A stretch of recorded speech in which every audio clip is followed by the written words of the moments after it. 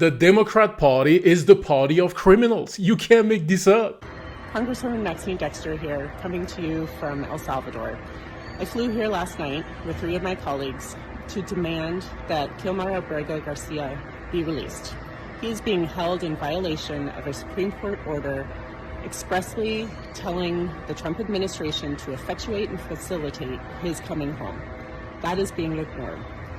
This is not just a threat to all people in the United States who could be illegally abducted, detained, and transported internationally against their will, but it is a fact that our president does not recognize the branches of government and the balances of power. This is what we all have been calling a constitutional crisis, yet it is more severe than anything we've seen.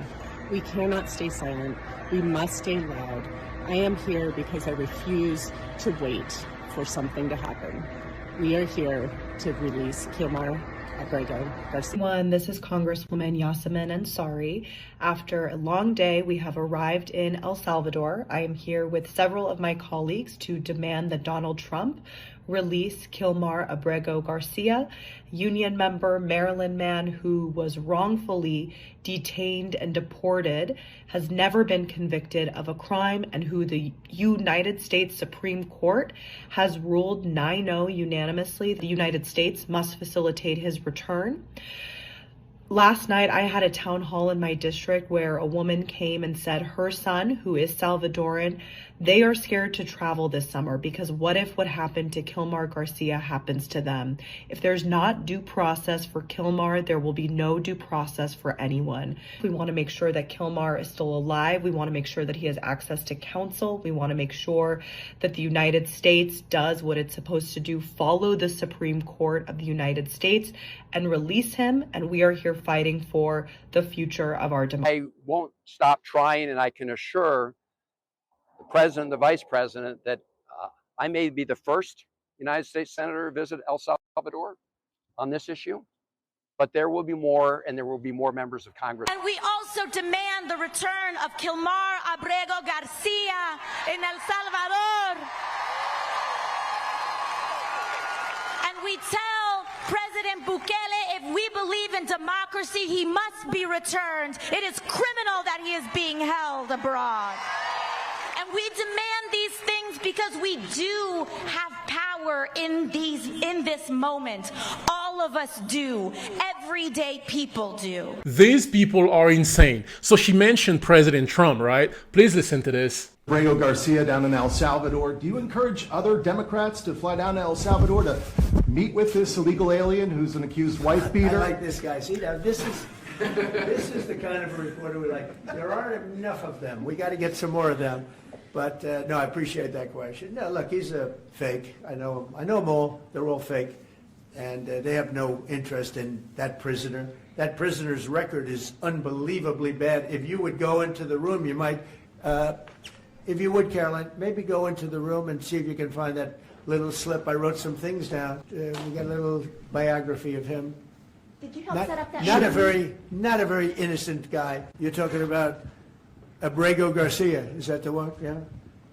Is an illegal alien, MS13 gang member and foreign terrorist. This comes out of the State Department and very legitimate sources. In 2019, Garcia was issued a deportation order. 2 separate judges affirmed Garcia was a member of MS13, which is a gang that may be even worse than Tren de Aragua, and maybe worse. They kill people with knives because it's more painful.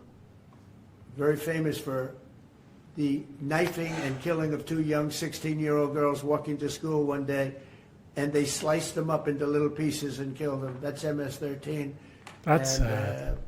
2 separate judges affirmed Garcia was a member of MS13. When Garcia was originally arrested, he was wearing a sweatshirt with rolls of money pouring out, an MS13 gang symbol that he was driving with 2 other known violent MS13 gang members, 2 of the most violent members that we know of in the MS13 gang of thugs. In 2022, Garcia was stopped by the Tennessee Highway Patrol and was found to be transporting 7 people from Texas to Maryland and he had no driver's license. He Human was driving smuggler. violently. In 2020 and 2021, Garcia's wife filed for a protective order from him and said he was violent and abusive and really scary, including allegations that he punched and scratched her on the eye, left her bleeding after throwing her laptop on the floor at her, ripped her shirt, and ripped off her shorts. He then grabbed her arm, leaving very severe marks. Garcia's wife also wrote in court, "At this point, I am afraid to be close to him. I just don't want to be close. I have multiple photos and videos how violent he can be and all of the bruises that he's left on me." She just couldn't get anywhere near him. And people can look it This up. is the man that the Democrats are wanting us to fly back from El Salvador to be a happily ensconced member of the USA family. Crazy. Isn't it a shame? Crazy. And by the way, I've been hit pretty hard by fake shows, fake news, MSDNC in particular, where they talk about how evil I am, that this man would be thrown out of our country. This man is according to certified statements that we get, is a very violent person. And they want this man to be brought back into our country where he can be free and to stay as a happily Maryland, they call him the Maryland man. He's a Maryland father. No, this is a violent person.